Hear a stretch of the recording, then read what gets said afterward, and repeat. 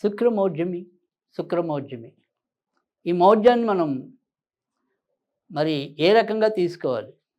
తర్వాత ఇక్కడ మన జ్యోతిష్య పండితులకి కూడా ఒకరికొకరికి భిన్న అభిప్రాయాలున్నాయి. కొంతమంది సిద్ధాంతం ప్రకారం ఇటీవల అంటే ఇంచుమించుగా నవంబర్ 28న శుక్రమౌఢ్యమి ప్రారంభమైందని కొంతమంది పండితుల సిద్ధాంతం. మరి కొంతమంది పండితుల ప్రకారం నవంబర్ 30న ప్రారంభమైందని, మరికొంతమంది సిద్ధాంతుల ప్రకారం రాబోయే డిసెంబర్ 8న ప్రారంభమవుతుందని మరి కొంతమంది సిద్ధాంతం. ఇలా ఎవరి సిద్ధాంతం వారితో ప్రజల మీద ఒక రాద్ధాంతం సృష్టించడమే తప్ప మరి ఇందులో ఏది రైటు, ఏది నిజము, ఏది అబద్ధము అనేది ప్రతి ఒక్కరిని కూడా ఎంతో కొంత సందిగ్ధ అవస్థలోకి చేరుస్తుంది.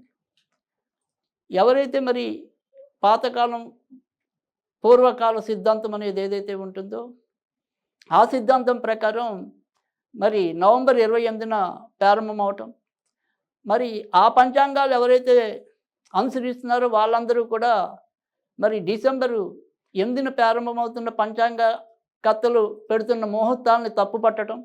ఎవరండి ఈ సిద్ధాంతి? మీకు ఇప్పటికే మూడాలు ప్రారంభమైతే ఈ మూడల్లో ఆయన ఈ ముహూర్తం ఎలా పెట్టారు? ఇది ఎంతవరకు సబబు? ఇలా రకరకాలుగా అవతల వాళ్ళు మరింత కన్ఫ్యూజన్ లేదా సంశయాత్మక స్థితికి తీసుకెళ్ళటం అనేది కూడా జరుగుతుంది. అయితే నిజానికి ఏంటంటే ఏదైనప్పటికీ కూడా ఈ మౌఢ్యం విషయాల్లో లేదా ఇతర పండగల విషయాల్లో కూడా తరచూ ఈ పూర్వ సిద్ధాంతం అనుసరించి గణితం తయారు చేసేవారికి మరి సిద్ధాంతాన్ని పరిగణలో తీసుకుని మరి గణితం చేసే పంచాంగ గణితం చేసే వాళ్ళ మధ్య ఎప్పుడూ కూడా ఇలాంటి భిన్నాభిప్రాయాలు వస్తూనే ఉన్నాయి. అది పండగల రూపంలో వస్తున్నాయి, ఇలా మౌఢ్యముల విషయంలో వస్తున్నాయి, వివిధ కత్తరీల విషయంలో వస్తున్నాయి. ఇవి వచ్చినప్పుడల్లా కొంతమంది ప్రజలు వారికి అనుగుణంగా మరి ముహూర్తాలు కానీ పండగలు కానీ నిర్వహించుకున్నట్టయితే, మరికొంతమంది ఈ సిద్ధాంత కథలు పంచాంగాల ప్రకారం పండగలు చేసుకోవటం, ఇలా రెండు రకాలుగా చీలిపోవటం అనేది వస్తుంది. కానీ ఇది మరి జ్యోతిష్కులందరూ కూడా ఒక సమన్వయ వేదికని కల్పించుకుని ఎవరిది ఎంతవరకు నిజం, ఎవరిది ఎంతవరకు అబద్ధం అనేది తేల్చుకోవాల్సిన అవసరం ఉంది. లేదంటే మధ్యలో అటు ఇటు కాకుండా అయ్యేది ఎప్పుడు కూడా సామాన్య ప్రజలే. ఎందుకంటే వాళ్ళకి ఎప్పుడైనా సరే వారి యొక్క గురువులు ఏది చెప్పిందో వాళ్ళు అది నమ్ముతారు తప్ప పలానా పంచాంగంలో ఏముంది అనేది వాళ్ళకి అనవసరం. సో ఖచ్చితంగా నేను పలానా గురువు గారిని ఫాలో అవుతున్నాను, అనుసరిస్తున్నాను కాబట్టి ఆయన పెట్టిన ముహూర్తమే రైట్ అనుకోవటం అనేది సాధారణంగా మరి ప్రజలు నమ్మి చేసే విషయం. కానీ ఇలాంటి విషయాలు మరి ఒంటెత్తు పోకడలాగా కాకుండా మరి అందరూ కూడా ఒక రకమైన సమన్వయంతో ముందుకెళ్ళినట్టయితే కనుక మన నమ్మే వారికి కూడా మంచి జరగడానికి అవకాశం ఉంటుంది. అయితే ఇక్కడ నా వరకు నేను సిద్ధాంతాన్ని అనుసరిస్తాను కనుక డిసెంబర్ 8 నుంచి ఏదైనప్పటికీ కూడా మౌఢ్యం ప్రారంభమవుతుంది అనేది. అంటే ఎప్పుడైనా సరే ఒక రాశిలోకి మరి రవి లేదా రవికి దగ్గరగా శుక్రుడు వచ్చిన వెంటనే మౌఢ్యం అనేది కాదు. నిర్ణీత బిందువుల్లోకి అతి సమీపంలోకి మరి శుక్రుడు రవి చెంతకు చేరితే దాన్ని శుక్రమౌఢ్యం అంటాం, లేదా గురుడు చేరితే దాన్ని గురుమౌఢ్యం అంటాం. అయితే దీనివల్ల అసలు ఈ మౌఢ్యంలో మనం ఏవైనా సరే ముహూర్తాలు పెట్టచ్చా? ముహూర్తాలు పెడితే ఏమవుతుంది? వీరి మీద ఏ రకంగా అవి ప్రభావం చూపుతాయి? ఇలాంటివి ఒకసారి చూసినట్టయితే కనుక సాధారణంగా మనకి ఏదైనప్పటికీ కూడా పెద్ద కార్యక్రమాలు ఏవైతే ఉంటాయో, ఒక ఉపనయనం అవ్వచ్చు, తర్వాత మరి పెళ్ళిళ్ళు కావచ్చు, తర్వాత మరి గృహప్రవేశాలు, అంతేకాకుండా నిశ్చితార్థాలు, ఇవి పెద్ద కార్యక్రమాలు. అయితే ఇప్పుడున్న శుక్రమౌఢ్యంలో మనకి ఇంకా ప్రస్తుతం కొన్నాళ్ళు అయితే కనుక ఇంకా దక్షిణాయనమే ఉంటుంది కనుక దక్షిణాయనంలో ఉపనయనాలు అనేవి ఉండవు. బాగా ఏదైనా సరే పెళ్లి సమయం వరకు కూడా పెళ్లి కొడుకు అనుకోకుండా ఏదైనా సరే ఉపనయనం కనుక చేసుకుని ఉండకపోతే మరి తాత్కాలికంగా అప్పుడు కొంతవరకు ఉపనయనం చేయటం అనేది ఉంటుంది తప్ప సాధారణంగా ఎప్పుడైనా సరే ఉపనయనాలకు మంచి ముహూర్తాలన్నీ కూడా ఉత్తరాయణం వచ్చిన తర్వాత మాత్రమే ఉంటాయి. ఉత్తరాయణం ఎప్పుడు వస్తుంది? మకర సంక్రాంతి వచ్చిన రోజు నుంచి మనకి ఉత్తరాయణం రావటం అనేది ఉంటుంది. కనుక ఆ తర్వాత నుంచే సాధారణంగా మనకి ఉపనయన ముహూర్తాలు అనేవి ఉంటాయి.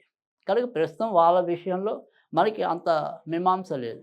ఇక ఎటొచ్చి వచ్చేప్పటికి ఏంటంటే మరి పెళ్ళిళ్ళు కానీ, తర్వాత గృహప్రవేశాలు కానీ, అంతేకాకుండా నిశ్చితార్థాలు కానీ ఇలాంటివి ఇప్పుడు మౌఢ్యంలో మంచిది కాదు.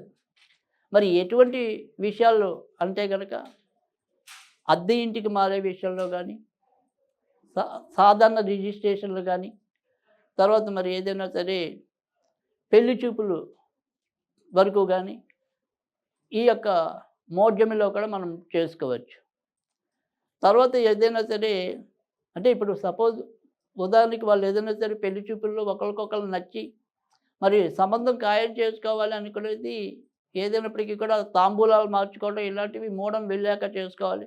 ప్రస్తుతం మనం మూడాలు వెళ్ళాక ఒక అభిప్రాయానికి వస్తామని ఒక మాట పుచ్చుకోవడం వరకే చేయాలి తప్ప మిగతా వాటికి వెళ్ళడానికి అవకాశం లేదు. సరే అసలు మరి మౌఢ్యం అనేది ఎందుకు అంటే కనుక సాధారణంగా శుభగ్రహాలు మనకి గురుడు శుక్రుడు మాత్రమే. ఆ గురుడు శుక్రుడు రవి దగ్గర వెళ్ళినప్పుడు అది అగ్నిదగ్ధంగా ఆ రాసులు చలమల్లోకి వస్తాయి కనుక వారి యొక్క పవర్ తగ్గిపోతుంది.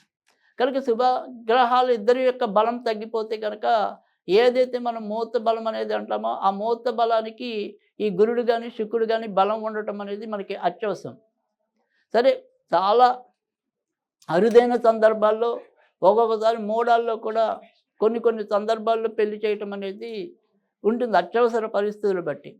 అప్పుడు ఏంటంటే మిగతా వారు ఏదైతే లగ్నాలకి పెడుతున్నారో ఆ లగ్న అధిపతి బలం ఎంత ఉంది, మరి సప్తమాధిపతి వివాహం అయితే కనుక వివాహాధిపతి బలం ఎంత ఉంది, తర్వాత ఆయుష్ స్థానం ఎలా ఉంది, మరి సంతాన స్థానం ఎలా ఉంది, ఇలాంటివి నిర్ణయించి ఈ గురు శుక్రులతో సంబంధం లేకుండా మిగతా గ్రహాలే వీటికి కారణం అయితే కనుక కొన్ని సందర్భాల్లో అరుదుగా పెట్టచ్చు. దీనికి సాధారణంగా మరి అందరూ సిద్ధమై ఉండకపోవచ్చు. అంటే ఏదెవరైతే మరి బాగా పరిశోధనాత్మకంగా ముందుకెళ్ళే జ్యోతిష్కులు ఎవరైతే ఉంటారో ఒక్కోసారి కొంతవరకు అలాంటి ఏదైనా సరే గురుఛాయ కానీ శుక్రఛాయ కానీ వీళ్ళకి అవసరం లేకుండా అంటే వీళ్ళు పెట్టే లగ్నానికి వాళ్ళ బలం అవసరం లేని పక్షంలో కొంత మటుకు మనం అలాంటి సాహసోపేతమైన నిర్ణయాలు అయితే తీసుకోవచ్చు. కానీ ఇది అందరికీ ఆమోదయోగ్యంగా ఉండే పద్ధతి కాదు. మనకి వ్యక్తిగతంగా ఎవరైనా వచ్చి మాకు పర్వాలేదు అని ఒక నమ్మకంతో మనల్ని ప్రశ్నిస్తే కొంతవరకు మనం ముందుకెళ్ళచ్చు. లేదంటే చాలామంది మరి తప్పు పట్టడానికి కానీ విమర్శించడానికి కానీ అవకాశం ఉంటుంది. ఏదైతే మరి శుక్రబలం తగ్గిపోతుందో దానివల్ల మనకి ఏదైనా ఇంట్లో ఉండే సుఖాలు కొంతవరకు తగ్గటం, అంటే పెళ్ళి అయితే కనుక పెళ్ళికి సంబంధించిన విషయాల్లో సుఖం తగ్గటం, మరి గృహప్రవేశం అయితే కనుక గృహంలో శాంతి లేకపోవటం, ఇలా మనకి ఇబ్బందులు కలగడానికి అవకాశం ఉంటుంది. కనుక మరి ఆ రకంగా ఈ యొక్క విధానానికి కొంతవరకు చాలామంది దూరంగా ఉండటం అనేది జరుగుతుంది. అయితే ఇప్పుడు వచ్చిన ఇబ్బంది ఏంటంటే కనుక మరి డిసెంబర్ 8కి ముందు ఎవరైతే చేసుకుని ఉంటారో వాళ్ళకి అలాగో మూడం అనేది ఉండదు కాబట్టి భయం లేదు. కానీ ఎవరైతే డిసెంబర్ 8 నుంచి అంటే నవంబర్ 28 నుంచి ఇంచుమించుగా డిసెంబర్ 8 మధ్య ఇలాంటి కార్యక్రమాలు చేస్తున్న వారు కొంతవరకు ఒక్కోసారి విమర్శ, ఎవరండి మీకు చెప్పిన పండితుడు అని ఆ రకంగా కొంత తప్పు పట్టే అవకాశం ఉంటుంది. కానీ నిజానికైతే కనుక సిద్ధాంతం ప్రకారం డిసెంబర్ 8 వరకు కూడా ఇంకా మంచి గడియలు ఉన్నాయి. మరి నమ్మే వాళ్ళు నమ్ముతారు, నమ్మని వాళ్ళు నమ్మరు, చాదస్తంగా కొట్టిపడే వాళ్ళు చాదస్తంగా కొట్టిపడేస్తారు. ఏదైనా సరే ఎవరికైతే సరే వారి యొక్క సిద్ధాంత గురువుల మీద నమ్మకం ఉంటే కనుక అలాంటి వాళ్ళని ఆచరించి నమ్మి కూడా మీరు మీ యొక్క శుభ కార్యక్రమాలకైతే కనుక శ్రీకారం చుట్టుకోవచ్చు. నేను కూడా మరి నా యొక్క అనుభవంలో సిద్ధాంతానికి ఎక్కువగా కట్టుబడి ఉండి దాని ద్వారానే ఎక్కువగా ముహూర్తాలు నిర్ణయించడం అనేది కూడా జరుగుతూ ఉంటుంది. కనుక ఏదైనా సరే శుక్రమూఢమి లేదా గురుమూఢముల్లో శుభకార్యాలు ఎక్కువ శాతం చేయకూడదనేది కూడా చాలామంది భావన. ఇది ఈ రకంగా శుగ్రం మౌఢ్యం యొక్క విశిష్టత.